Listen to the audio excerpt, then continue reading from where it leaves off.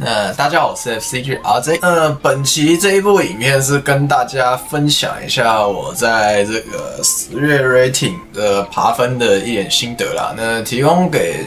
有想要冲 rating 的朋友当做参考。那我这一次在10月 rating 是拿到了第7名，然后这个分数是189.1.84，就还行吧。就这一期的分数其实很高，就是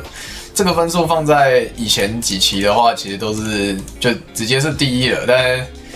放在这一期其实还差点跌出前10。好，那我昨天晚上大概10点对吧，还9点忘记了，我最后一把补到1891，我就不想挨打，我想说就摆着，就看有没有前10这样子。运气不错啦，是刚好有前10。好，那 rating 这个赛制目前还没有任何的奖励啦，所以大家就是打身体健康、打开心的。那我自己也这个月我有调整一下心态啦，其实说真的，我没有放超级多时间在这个 rating 上面，我大概就是固定的时间或是有空的时间打一下这样子。那我们先讲一下我这一次使用的卡组啊，然后等一下再补一下我对rating 环境的理解这样子。那最后一天我用的卡组是天杯龙，对。那这期的 rating 的话，我主要使用的是天杯龙。那前2天就招女巫刚更新的时候，我玩一下优贝尔，那我觉得手感玩起来也不错，但就是没有天杯龙来的那么舒服吧。因为像前几集影片有讲到，就天杯龙环境大家都组得蛮先攻的，所以你只要不是玩天杯龙，你其实就是在跟人家玩猜拳，对。所以我最后一天选择的还是天杯龙啦，这样子。好，然后这个构筑其实还蛮特别，这个构筑是最后一天去针对陷阱牌，然后还有偏向内战跟打那个自然神杯的设计啊。那你们听到这边会想说什么东西？什么自然神杯？那个不是不在环境吗？但最后一天还有就30号晚上跟31号早上就一直遇到一个玩自然神杯的玩家，然后我大概输了他2把之后，我受不了了，对。我30号晚上就去睡觉，然后31号我想说起来，我想说他应该不在了，然后结果早上起来还是碰到，所以我就换了一下构筑，比较就针对当下会遇到的玩家的构筑这样子。那因为白银城也遇到很多，所以是选择投入了重启。对，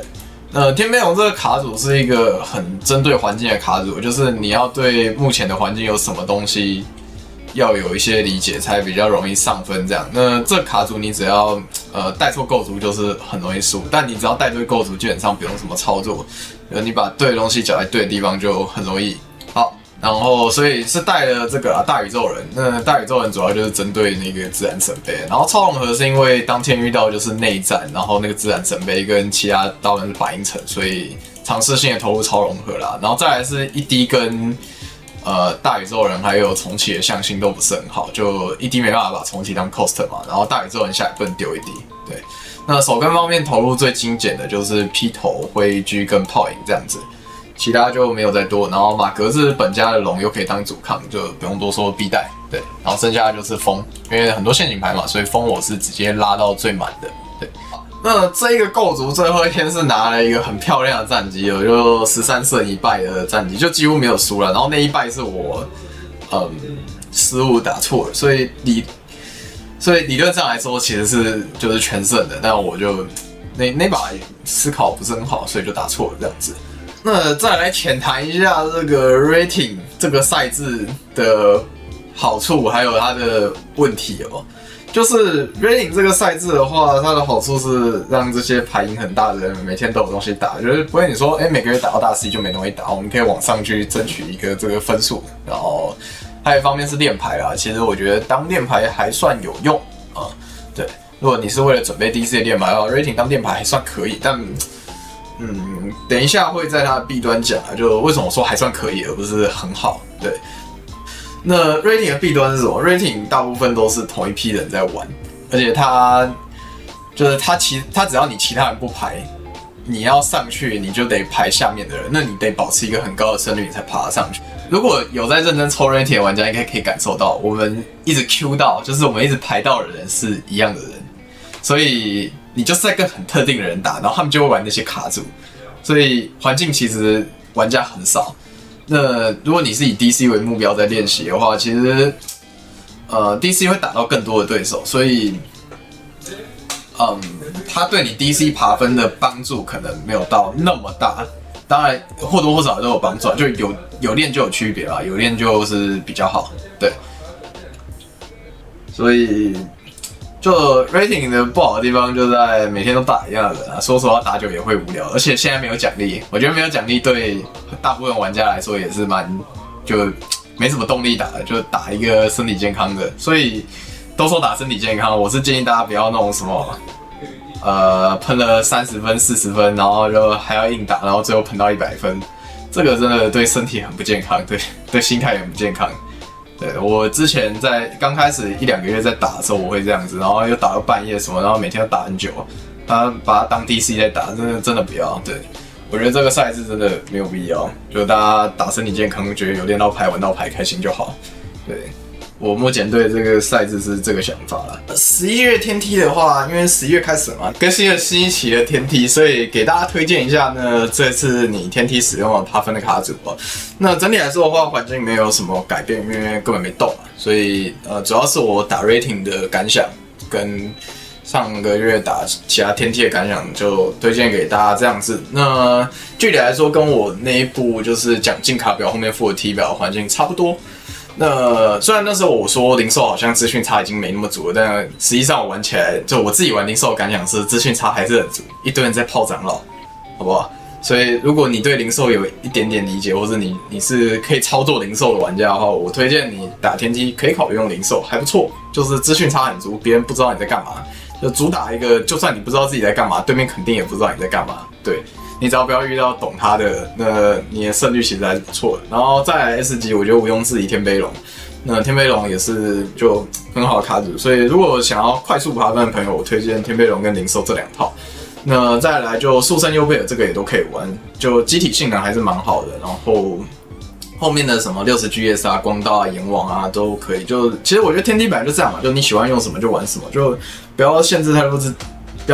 自己太多了，就是喜欢玩什么玩什么这样子。那